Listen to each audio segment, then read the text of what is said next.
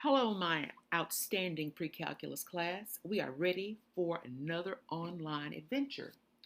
Today, we will be discussing the sum and difference formulas or identities for sine and cosine, which is found in our ebook, Chapter 7, Section 2.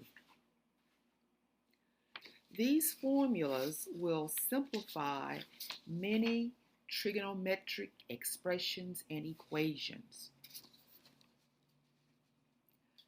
Let's look first of all at the sum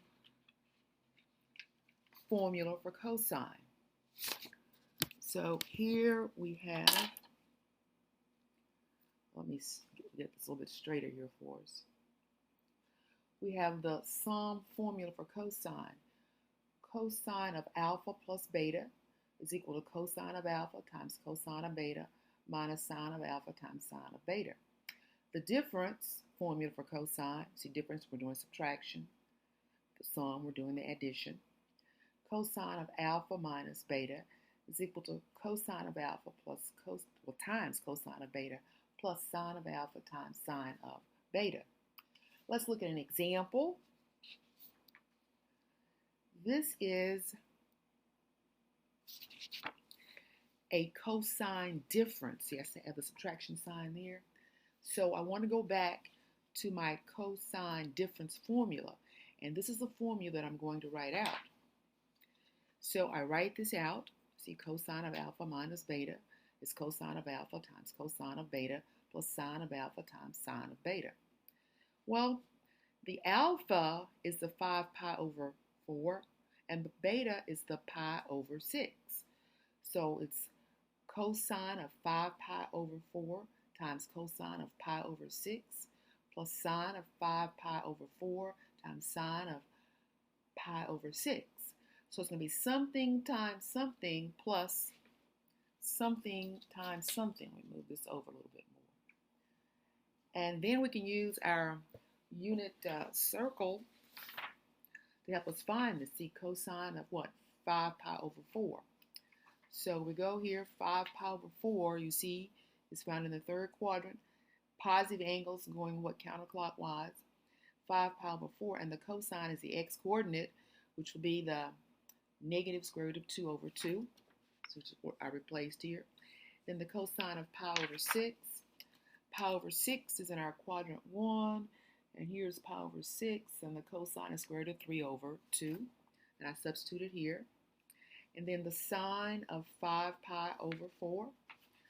Sine of 5 pi over 4 is the y-coordinate, which is negative square root of 2 over 2. The sine of pi over 6, going back to the first quadrant, pi over 6, and the sine is the y-coordinate, which is 1 over 2, which is I have here. And the square root of a negative square root of 2 times the square root of 3 is a negative square root of 6. Let me move that up so you can see it. And a negative square root of 2 times 1 is a negative square root of 2. 2 times 2 is 4. I have like denominators. So all I do is combine my numerators here. So I'll end up with cosine of 5 pi over 4 minus pi over 6 is equal to a negative square root of 6 minus square root of 2 all over 4. Now, we can check this on our calculator. Like we put our calculator in radian mode, and we're going to get approximately negative 0.9659. Then we just put this into our graphing calculator. You see we're getting the same thing here approximately. So that's one way we can do it. But remember, when it said exact, we don't want any decimals there. So let's look at another example. This time we're going to look at the sum formula for sine, which is sine of alpha plus beta. Sine of alpha times cosine of beta plus cosine of alpha times sine of beta. And the difference formula for sine will be sine of alpha minus beta. Again, difference is subtraction, sum is adding. So the difference formula for sine of alpha minus beta is sine of alpha times cosine of beta minus cosine of alpha times sine of beta. And let's look at an example of that. Now here, notice I said find the exact value, which means no decimals. I had to think about this if I'm going to use my unit circle. See, 75 degrees is the same thing as 30 degrees plus 45 degrees, which means I now have a sine sum. So I write the formula, the general formula here for my sine sum. And it's sine of alpha times cosine of beta plus cosine of alpha times sine of beta. Here my alpha is 30 degrees, my beta is 45 degrees. Then I do my substitution. Now the cosine of, the sine of 30 degrees. So I go and find my 30 degrees. I'm going to turn it this way so you can see it. And the sine, you see the sine of 30 degrees is the y-coordinate, which is a half. Put a half. And then the cosine of 45 degrees, which is what the x-coordinate is, square root of 2 over 2.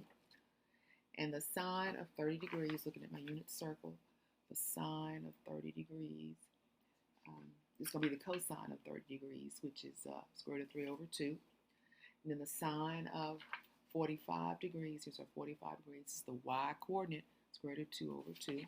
And I did my substitution, and now I'm just going to multiply. 1 times the square root of 2, square root of 2. 2 times 2, 4. Square root of 3 times square root of 2, square root of 6. 2 times 2, 4. Like denominators, so I put everything over a like denominator. So when I get through, I have the sine of 75 degrees is equal to 2 plus the square root of 6 all over 4. And again, we can go in and check it using our calculator. We're going to put it in what degree mode this time. It's approximately 0.9659. And this is approximately 0.9695. Look at this example. It's sort of like we're going to be going backwards. It says simplify the given expression. Sine of 2x times the cosine of 5x minus cosine of 2x times the sine of 5x. Well, we can't put anything here into our graph and calculator because we have the x here.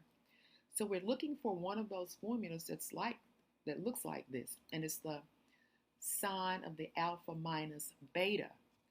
That is the sine of alpha times cosine of beta minus cosine of alpha times sine of beta. Here the alpha is 2x and the beta is 5x. So if the alpha is 2x, you see the alpha of 2 is 2x minus the beta, which is 5x. So I'm just going to say 2x minus 5x is a negative 3x. But let's apply our even-odd identities. So the sign of a negative 3x is the same thing as a negative sign of a positive 3x. So that's another way to look at it when you're looking at the sum and difference formulas for sine and cosine. And remember, when we're watching our video, always to stop, rewind, review. Stop, rewind, review until you understand what has been said. Thank you. My love going out to you.